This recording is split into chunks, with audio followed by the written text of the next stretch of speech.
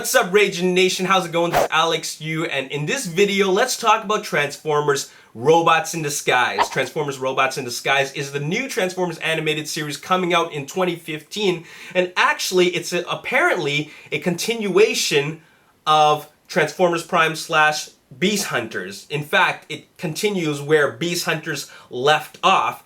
Now that might seem a little strange to you considering the fact that the animation style is completely different. Transformers Prime and Beast Hunters was a CG style of animation, and Transformers Robots in Disguise is an animation style which goes back to the traditional cell shading style of animation, and it feels like it has a little bit of anime style touch to it. Right? And actually, I don't mind that. I think that the animation style is quite unique, and it looks pretty cool. For me, what it really all comes down to is the story and how the characters are written. So that's the driving force towards about me wanting to watch this new show.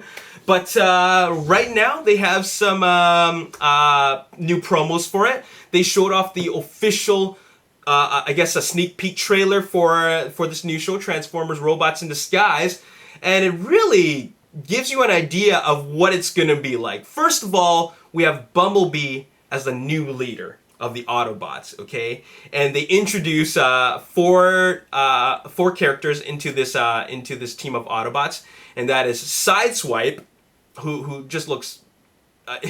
He looks. They gave him a kind of a cool look with a spiky hair. I guess you can call it hair. And Sideswipe is a red car. Then we have Strongarm, who is a police truck and who's a female Autobot. And I really like the voice acting for Strongarm, by the way. We also have a Grimlock, who is a green T-Rex, and then there's Fixit, who is kind of like the Ratchet character from Transformers Prime. He's a character which I don't even know if he has an alt mode, but he's a character that stays in Autobot headquarters, alright? Now, what's really interesting about Transformers Robots in Disguise is that there's no Optimus Prime. Optimus Prime is actually a ghost, but it's still voiced by Peter Cullen, and apparently, I'm guessing, he's the ghost of Optimus Prime appears from time to time, kind of like an Obi-Wan Kenobi character whenever Bumblebee needs guidance. And also, another thing you gotta know is that Bumblebee talks, okay? So that is very, very interesting, which is kind of cool because, you know, I'm kind of tired of seeing Bumblebee not talk in the last 4 Transformers films as well as Transformers Prime. So he gets his voice back. Now, they've also shown 2 short clips for, I guess, the first episode of the Robots in Disguise series. The first one's called Bumblebee's Mission, and we get to learn more about this new series. And in this mission, in the clip called Bumblebee's Mission, we see them interacting with 2 humans, and they're preparing to fight a Decepticon, or I guess Predacon, I don't know. It's a Decepticon or a Predacon called Underbite. Now, it doesn't reveal what Underbite looks like, but the name Underbite really gives us the idea that it's a beast. Which is no surprise to me because when you watch the sneak preview for Transformers Robots in Disguise, Fixit reveals a bunch of Decepticons in a computer screen, and when you really pause it, you can see that a lot of these robot modes really look like that. These Decepticons have beast modes and nothing but beast modes. Alright? You see a shark-looking Decepticon, and you also see a wolf-looking Decepticon. Alright? So, looks like Underbite could be one of these beasts. And what's very interesting in this clip is that Bumblebee is referred to as Lieutenant. Okay? You also get to hear all the voices of the Autobots.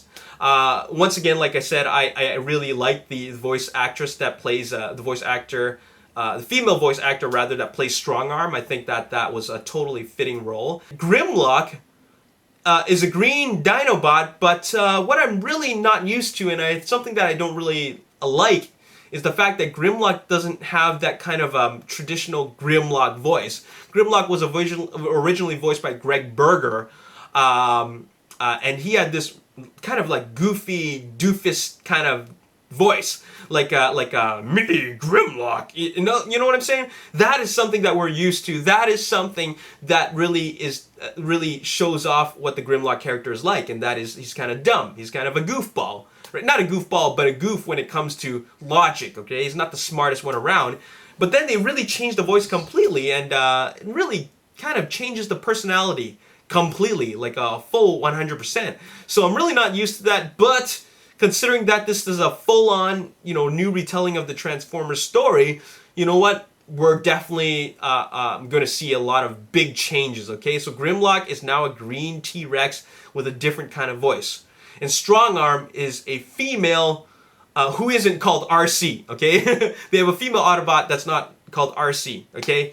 And then in this episode, Bumblebee's mission, they also introduced the fact that they need to scan alt modes, which is actually pretty cool because it emphasizes the fact that they need to be robots in disguise, just like the title suggests, robots in disguise. So something tells me that they're really going to put an emphasis on something, on a concept that was really lost in the films. In the live-action films, they never really robots in disguise. They threw that concept away just for robot-on-robot fighting, but looks like they're bringing that back. And that is the whole concept of robots in disguise, which is something I really appreciate. Now, another thing that's really interesting in this clip, Bumblebee's mission, is that they appear to be in a new city called Crown City, which looks like a futuristic city. When they were in Transformers Prime, they were always in this small town area. This small town with a lot of like a Monument Valley style looking structures. So it always took place in a small town and of course in Cybertron, but it looks like they're in a new, more metropolitan looking city, and it's called Crown City, and it looks very futuristic. And they're going to try to keep the whole robots in disguise concept there because of Bumblebee was really adamant on the fact that they cannot have Cybertronian modes. So very, very cool. Now, there's another clip which is called Masters of Destruction, and this is where they fight Bisk, which is a really silly name because it's a lobster Decepticon. He's a Decepticon that's a lobster. I guess you would call him a Predacon. But what's really cool about this clip is it really emphasizes on the fact that Bumblebee is still he's not really the leader, even though he is a leader. He's the leader of the Autobots. He's the new leader of the Autobots. He's still kind of like a Rodimus type of character where he's an unlikely leader, kind of like unlikely hero, unlikely leader, whatever you want to call it, because even though he's a leader, he still really is no Optimus Prime. He's not as strong as Optimus Prime. He cannot take on Bisk by himself. As a matter of fact, Bisk really owns the Autobots because he's such a strong Decepticon. You can see them fighting, but still, they really are no match for Bisk. But Bumblebee starts exercising his task as a leader, and that is to designate roles in a fight. Okay, in a fight against a Decepticon, he needs to designate roles, and that is to strategize.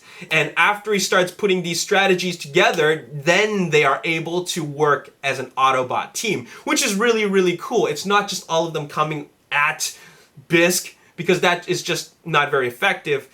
He comes up with a pretty effective strategy, and it really shows off him as a leader, him as a strategist, and him as a fighter. So it's really, really cool that they decide to use Autobot tactics, and it really, really works. So very, very cool. And once again, this also solidifies the fact that the Decepticons that we're going to see are most likely going to be Predacons. Predacons meaning beast Transformers. They have beast modes like lobsters or sharks or wolves or whatever. All right, so looks like the Autobots are up against Predacons.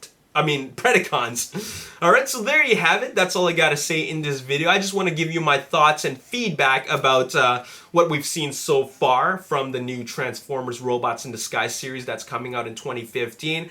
And I can't say that I'm super excited, but I am looking forward to it because after watching Transformers Prime, I really want to see how it continues the story.